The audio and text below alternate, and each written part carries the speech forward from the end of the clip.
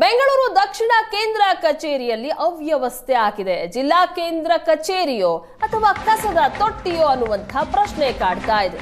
ಗಬ್ಬು ನಾರ್ತಾ ಇದೆ ಬ್ರ್ಯಾಂಡ್ ಬೆಂಗಳೂರು ದಕ್ಷಿಣ ಜಿಲ್ಲೆ. 3 ದಿನದಿಂದ ಕಚೇರಿ ನೆಲ ಮಹಡಿಯಲ್ಲಿರುವಂತಹ ಕಸದ ರಾಶಿ.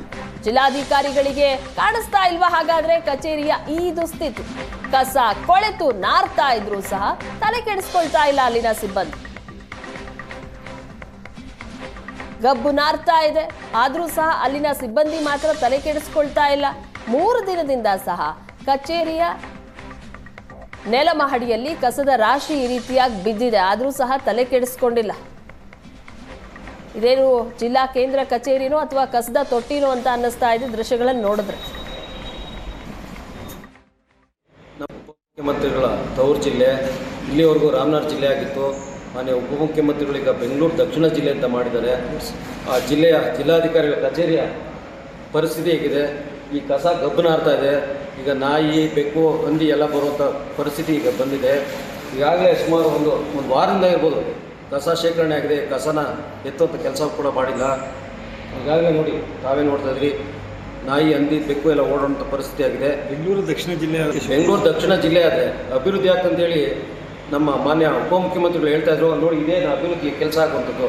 ದೀಪದ ಕೆಳಗೆ ಕತ್ತೆ ಇರೋ ಹಾಗೆ ಮಾನ್ಯ ಜಿಲ್ಲಾಧಿಕಾರಿ ಕಚೇರಿಯಲ್ಲೇ ಈ ರೀತಿ ಅವ್ಯವಸ್ಥೆ ಆದರೆ ಇನ್ನು ಜಿಲ್ಲೆಯನ್ನು ಆಡಳಿತವಾಗಿ ಶುದ್ಧೀಕರಿಸಬೇಕಂತ ಜಿಲ್ಲಾಧಿಕಾರಿಗಳು ಏನು ಕೆಲಸ ಮಾಡ್ತಾರೆ?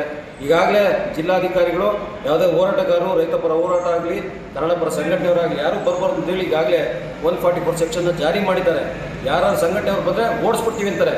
ಈಗ ಇಲ್ಲಿ ಓಡಿಸೋಂಥ ಕೆಲಸ, ಇಲ್ಲಿ ನಾಯಿನ, ಬೆಕ್ಕನ, ಹಂದಿಗಳನ್ನ ಓಡಿಸೋಂಥ ಕೆಲಸ ಮಾಡಲಿ ಅವರು. ಈಗಾಗಲೇ ಹೋರಾಟಗಾರನ ಬೇರೆ ರೀತಿ ನೋಡ್ತಾ ಇದ್ದಾರೆ. ಈ ಜಿಲ್ಲೆಗೆ ಬಂದಂಥ ಈ ನೂತನ ಜಿಲ್ಲಾಧಿಕಾರಿಗಳು ಅವರ ಒಂದು ನಡವಳಿಕೆ ತೀರಾ ಖಂಡನೀಯ.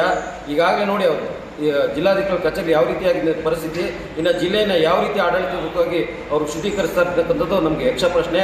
ಇದನ್ನು ನಾವು ಕರ್ನಾಟಕ ಸೇನೆ ಸಂಘಟನೆಯಿಂದ ಖಂಡಿಸ್ತಾ ಇದ್ವಿ. ಈ ಕೂಡಲೇ ಜಿಲ್ಲಾಧಿಕಾರಿಗಳು ಗಮನ ಹರಿಸಿ ತಮ್ಮ ಜಿಲ್ಲಾ ಕೇಂದ್ರ ಕಚೇರಿಯಲ್ಲೇ ಶುದ್ಧೀಕರಿಸಬೇಕಾದಂಥ ಕೆಲಸ ಆಗಬೇಕಾಗಿದೆ.